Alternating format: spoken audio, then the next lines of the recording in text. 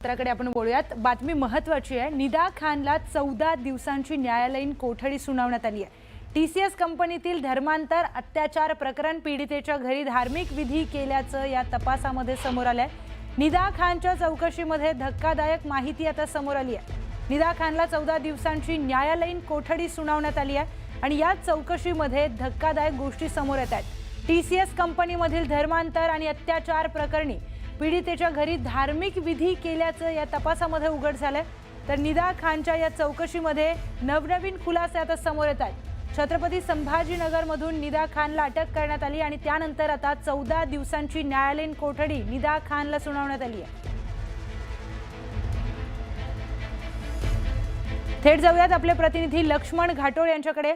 लक्ष्मण, चौकशीला सुरुवात झाली आहे, नवनवीन खुलासे समोर येत आहेत, काय अधिकची माहिती? प्रियंका, आज निदा खानला नाशिक न्यायालयामध्ये हजर करण्यात आलेलं होतं। तिला सुरुवातीला ज्यावेळेला छत्रपती संभाजीनगरवरून ताब्यात घेण्यात आलं तेव्हा तिला पहिल्या वेळेला जेव्हा न्यायालयात हजर केलं तेव्हा तिला 4 दिवसांची पोलीस कोठडी न्यायालयाने दिलेली होती आणि या 4 दिवसाच्या पोलीस कोठडीमध्ये तिच्याकडनं अनेक महत्वपूर्ण माहिती जी आहे ती पोलिसांना एसआयटीला प्राप्त झालेली आहे। असं सगळं असताना आज पुन्हा तिला जेव्हा न्यायालयात हजर करण्यात आलं तेव्हा मात्र तिला न्यायालय आणि आज 14 दिवसांची न्यायालयीन कोठडी सुनावलेली आहे। अर्थात तिची पोलीस कोठडी न सुनावता तिला न्यायालयीन कोठडी दिली आहे। त्यामध्ये 2 महत्त्वाचे मुद्दे होते, ते म्हणजे निदा खान ही गर्भवती आहे आणि त्यामुळे तिला न्यायालयीन कोठडी द्यावी अशा प्रकारची मागणी जी आहे तिच्या वकिलांची होती आणि त्या सगळ्या पार्श्वभूमीवरती सरकारी वकिलांनी देखील याबाबत जास्त हस्तक्षेप नाही केला आणि यामुळे आज निदा खान हिला 14 दिवसांची पोलीस कोठडी सुनावण्यात आलेली आहे। ती गर्भवती असल्यामुळे पोलिसांनी आणि सरकारी वकिलांनी याबाबत फारसा युक्तिवाद आज न्यायालयात केला नाही अशा प्रकारचं चित्र होतं। मात्र या सगळ्या प्रकारामध्ये अर्थात 14 दिवसांची न्यायालयीन कोठडी देत असताना पोलिसांना तपासामध्ये पूर्ण सहकार्य केलं जाईल अशा प्रकारची भूमिका तिच्या वकिलांनी न्यायालयासमोर मांडली आणि कुठल्याही प्रकारे पोलिसांनी जेव्हा बोलवलं तेव्हा ती त्या सगळ्यासाठी उपस्थित राहील अशा प्रकारची भूमिका जी आहे तिच्या वकिलांनी मांडली आणि त्यानंतर तिला 14 दिवसांची न्यायालयीन कोठडी दिली। अर्थात ती सध्या पोलिसांच्या कोठडीत नसली तरी देखील ती सेंट्रल जेल अर्थात न्यायालयीन कोठडीत असेल। मात्र ती न्यायालयीन कोठडी सुनावताच तिच्या वकिलांनी आता जामिनासाठीचा अर्ज जो आहे तो न्यायालयात सादर केलेला आहे। त्यामुळे तिला जामीन होतो की तो नामंजूर होतो हे बघणं महत्त्वाचं आहे। निश्चितच लक्ष्मण, या सगळ्या प्रकरणाचे सगळे महत्त्वाचे अपडेट्स तुमच्याकडून वेळोवेळी घेणार आहोत। माहितीसाठी धन्यवाद। आता नाशिक धर्मांतर प्रकरणामध्ये गुन्हा दाखल झालेला नगरसेवक मतीन पटेल मनपा अतिक्रमण नोटीस विरोधामध्ये न्यायालयामध्ये जाणार आहे अशी माहिती मिळते। मनपाची 3 दिवसाची नोटीस आली आहे। बेकायदेशीर ही नोटीस असल्याचं MIM कडून सांगण्यात येत आहे। न्यायालयाकडे 15 दिवसांचा वेळ मागणार आहे असं मतीन पटेल म्हणाले। 15 दिवसांमध्ये कागदपत्र आणि आमचं उत्तर देणार असल्याचं न्यायालयामध्ये ते सांगणार आहेत। मनपाचा बुलडोजर चालण्या अगोदरच मतीन पटेल हे न्यायालयाच्या पायरीवर पोहोचलेले आहेत आणि न्यायालयाच्या निर्णयाकडे आता सर्वांचं लक्ष लागलंय।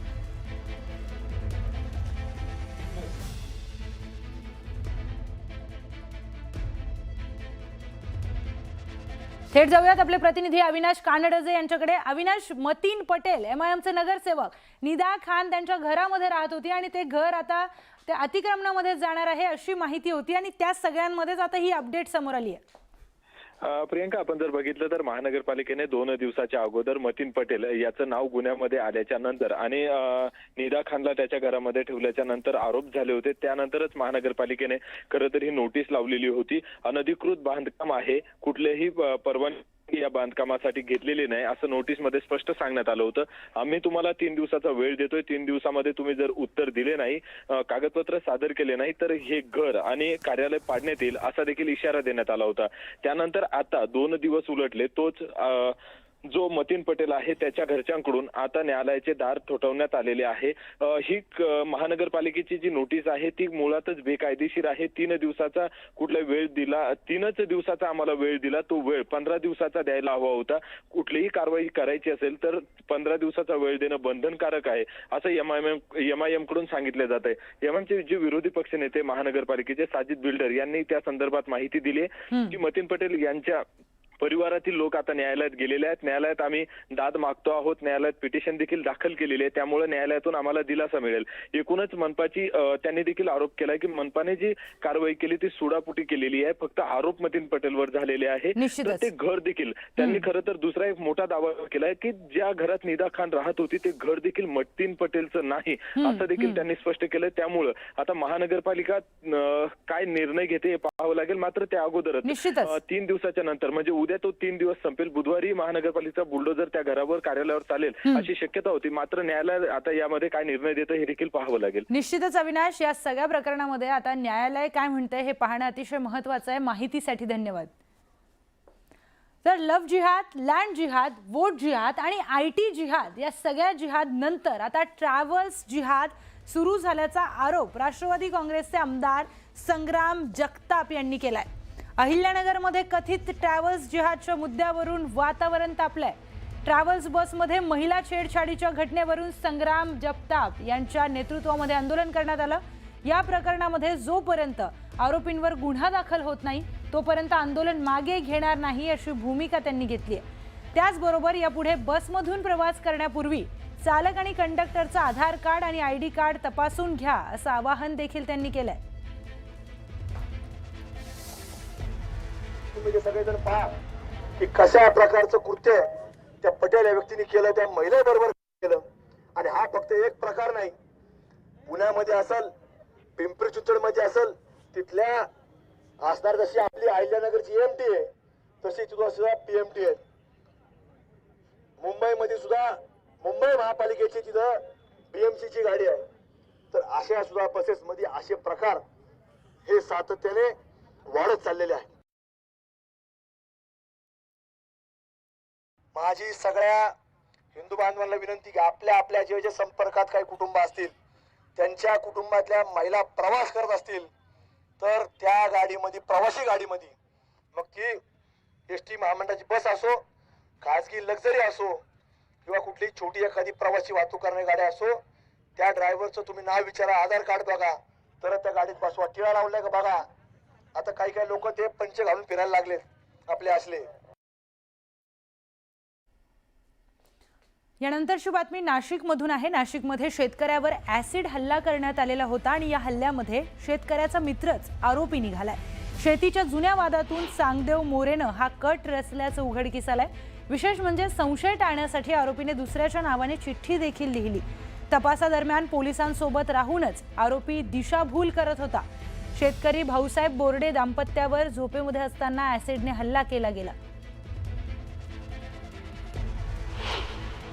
त्या तपासामध्ये जे आहे ते त्याच भागामधील एक चांगदेव मोरे आणि सचिन कोटमे 40 वर्ष आणि 20 वर्ष हे दोघे जे आहेत ते काका आणि पुतणे अशा याच्यामध्ये आम्हाला आरोपी निष्पन्न झालेले आहेत. गुन्हा त्यांचा कबूल झालेला आहे. हा फक्त गुन्हा जो आहे तो ह्या गुन्ह्याचा मोटिव्ह जर आपण बघितला तर मोटिव्ह जो आहे तो आपापसातली ईर्ष्या, त्याच्यानंतर त्या ठिकाणी जे आहे ते पूर्वीचा बांधावरचा वाद आणि अशा प्रकारच्या ईर्ष्येमधून त्यांचं जे पीक घ्यायचं त्या पिकाची ईर्ष्या जी काय असेल, कोणाचं जास्त पीक होतं कोणाचं कमी होतं, अशा प्रकारच्या ईर्ष्येतून हा गुन्हा या ठिकाणी घडलेला आहे. यानंतर पुढची बातमी आपण पाहूयात. महाराष्ट्र सरकारने परभणी जिल्ह्यातून जाणाऱ्या शक्तीपीठ महामार्गाचं रेखांकन बदललं असलं तरी शेतकऱ्यांचा आणि स्वाभिमानी शेतकरी संघटनेचा याला विरोध आहे. शासनाने काढलेल्या नवीन अध्यादेशाची होळी करत निषेध व्यक्त करण्यात आलाय. परभणी शहरातील छत्रपती शिवाजी महाराज पुतळा परिसरामध्ये आज स्वाभिमानी शेतकरी संघटनेच्या कार्यकर्त्यांनी या अध्यादेशाची होळी केली. शक्तीपीठ महामार्ग पूर्णपणे रद्द करा अशी मागणी देखील यावेळी करण्यात आली. सरकार विरोधात तीव्र घोषणाबाजी देखील इथे करण्यात आली आहे. शक्तीपीठ संदर्भामध्ये जे रेखांकन बदललेलं 5 मे रोजी अध्यादेश काढलेला आहे त्याची जिल्हाधिकारी कार्यालयाच्या समोर आम्ही जाळून होळी केलेली आहे. या महामार्गामध्ये रेखांकन बदलून चालणार नाही. तर विधानसभेपूर्वी जे एकनाथ शिंदे यांनी शब्द दिलेला होता हा महामार्ग आम्ही रद्द केला म्हणून, तशाच पद्धतीने हा महामार्ग रद्द झाला पाहिजे. या महामार्गाला आम्ही चुकीक जमिनी आमच्या देणार नाहीत. शेतकऱ्यांच्या या महामार्गाला राज्यात विरोध आहे. 1 इंच सुद्धा जमीन या महामार्गाला आम्ही देणार नाहीत. वेळ प्रसंगी रक्त सांडू परंतु जमिनी आम्ही देणार नाहीत. पुढची महत्त्वाची बातमी आता पाहूयात. कांद्याला कवडी मोल दर मिळतोय आणि त्यामुळे शेतकरी मोठ्या संकटात सापडलाय. कांद्याला कमी दर मिळाल्यामुळे सोलापुरातील एका शेतकऱ्यानं कांदा पेटवून दिलाय. 100 पोतं कांद्याची फक्त 1400 रुपये इतकीच पट्टी आली, म्हणून संतप्त शेतकऱ्यावर कांदा पेटवण्याची वेळ आली आहे. मोहोळ तालुक्यातील बेगमपूरच्या लखन माने या शेतकऱ्यानं कांद्याला आग लावली. लाखो रुपयांचा खर्च करत साधारण 2 एकर क्षेत्रावर शेतकऱ्याने कांद्याची लागवड केली होती. आज महाराष्ट्राचं इलेक्शन झालं, आज पश्चिम बंगालचं इलेक्शन झालं, तामिळनाडूचं झालं. आज तिकडे त्यांना प्रचार सभेला वेळ आहे, मात्र महाराष्ट्रातल्या शेतकऱ्यांकडे त्यांना वेळ नाहीये. माझा कांदा हा शेतातच पेटवतो.